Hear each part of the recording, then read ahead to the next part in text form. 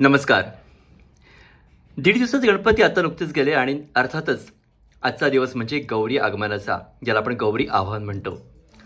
भाद्रपदामधली गौरी ही नक्कीच आम्हा सर्वांना आवडते आणि त्याची आम्ही वाट बघत असतो. बुद्धरांच्या घरी देखील गौरी येण्याची पूर्वतयारी सुरू झाली आहे. आपण जे बघतोय ना त्यावर आपल्याला कळलंच ही तयारी जोरात चालू आहे आणि चंदन उगाळत आहेत आमच्या श्रेया पोद्दार. हे कशा करता एक्झॅक्टली मला कळलं नाही, तर तुम्ही सांगू शकाल का हे कशा करता चंदन आहे?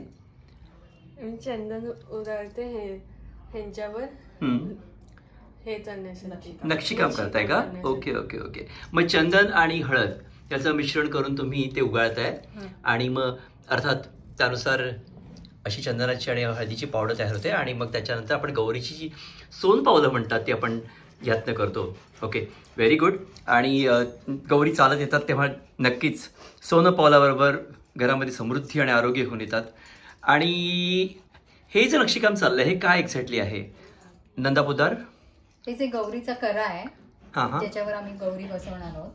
अच्छा, त्याच्यासाठी हे नक्षीकाम चालू आहे. जे ते उगळलेले जे आहे हळद आणि चंदन त्याचंच ते मिश्रण जे आहे तेच त्यांनीच आम्ही हे करांची नक्षीकाम करतो. अरे वा, व्हेरी गुड. त्याच्यामुळे डिझायनर एकदम सुंदर दिसतंय आणि मला वाटतं हे जे दिसतंय ते मला वाटतं तुमचं काम ऑलमोस्ट होत आलेलं आहे.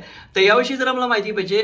नेहा, तुम्ही याच्याविषयी जरा माहिती देऊ शकता का की एक्झॅक्टली काय आहे आणि याचा सिग्निफिकन्स काय आहे? हे कसं ठेवलं जातं आणि याचं अर्थ काय आहे एक्झॅक्टली? आमची पोद्दारांची जी गौरी आहे ती पाना फुलाची आहे. त्याच्यामध्ये आम्ही वेगवेगळ्या पत्री वापरतो. तर त्यांना उभं राहायला सपोर्ट म्हणून हे आम्ही बाजूला उभं करतो. ह्यांना गौरीचे आम्ही हात असं मानतो. हे बघा, हे ह्या पद्धतीने एकावर एक ठेवून आम्ही उभे केले जातात दोन्ही. आणि ह्याच्यामध्ये मग बांगड्या घालून मधल्या भागामध्ये गौरी म्हणजे जी तेरड्यांची आणि इतर 21 पत्रींची जी गौरी असते ती उभी केली जाते. अच्छा अच्छा, ओके. आणि हे जे आपण म्हणतो गाडगं मडकं आणि त्याच्यामध्ये असलेले तांदूळ हे सगळं समृद्धीची लक्षण आहे. त्याच्या बाजूला झेंडूची फुलं हे पावित्र्याचं लक्षण आहे. आणि अर्थातच आपण त्यावरती हिरव्या बांगड्या घातल्यानंतर एक सौभाग्याचं लक्षण होतं. आणि म्हणूनच आपण म्हणतो की गौरी ज्या आपण पूजतो घरामध्ये ते घरातील सुवासिनी आणि कुमारिका हे करतात.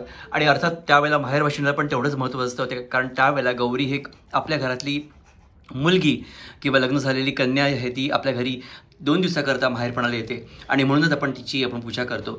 त्या गौरीविषयी मला बोलायचं आहे की मी बरंच ते ऐकलं की ज्येष्ठा कनिष्ठा अशा गौरी असतात. तर आपल्याकडच्या गौरी कुठच्या असतात आणि याच्या मागचं कारण मिळेल का आपल्याला? आपल्याकडे पोद्दारांकडे ह्या ज्या गौरी येतात ती एक गौरी येते, नुसती गौरी आहे. काही वेळेला इतर ठिकाणी ज्येष्ठ आणि कनिष्ठा अशा 2 गौरी येतात, पण पोद्दारांकडे एक गौरी येते.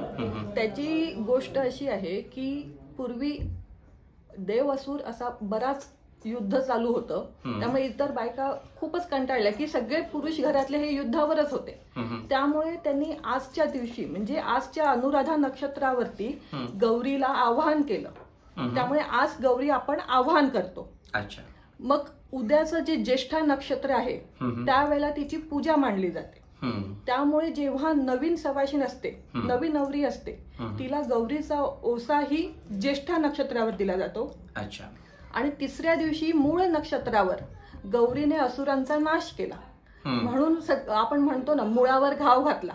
त्यानुसार मग गौरीला नैवेद्य दाखवून तिने त्यांचा नाश केल्यानंतर आपण त्याला म्हणजे दशमीचा गोड नैवेद्य दाखवून गौरीचं विसर्जन केलं जातं. अच्छा अच्छा, गुड. म्हणजे आम्हाला इन्फॉर्मेशन मिळाली तुमच्याकडनं. मला वाटतं तुमची गौरीची तयारी जोरात चालू आहे, कारण मी बघतोय इथे काही बॉक्सेस आहेत त्याच्यात गौरीची साडी मला वाटतं नवीनच शिवली आहे आता नवीन. आणि मला वाटतं अधिक आपण बघूया जेव्हा गौरी तुमच्याच असतील आणि त्यावेळेला पुनश्च एक व्हिडिओ घेऊन येऊ. पण ही जी इन्फॉर्मेशन आहे मला वाटतं ही माहिती आहे ती महत्त्वाची आहे. आणि पोद्दारांकडे थोडीशी वेगळ्या स्टाईलची गौरी आहे जी पाना फुलांनी 21 पत्रींनी अशी नटली जाते आणि त्याकरता केलेली मेहनत ही नक्कीच महत्त्वाची आहे, विशेषतः महिला वर्ग. आणि त्यानंतर पुढे जे घडेल ते तुम्हाला पुढच्या व्हिडिओत समजेलच गौरी कशा आमच्याकडे चालत येतात आणि त्यानुसार अधिक माहिती मिळेल. तेव्हा get tune. Winning talks the Vinay Poddar. नमस्कार.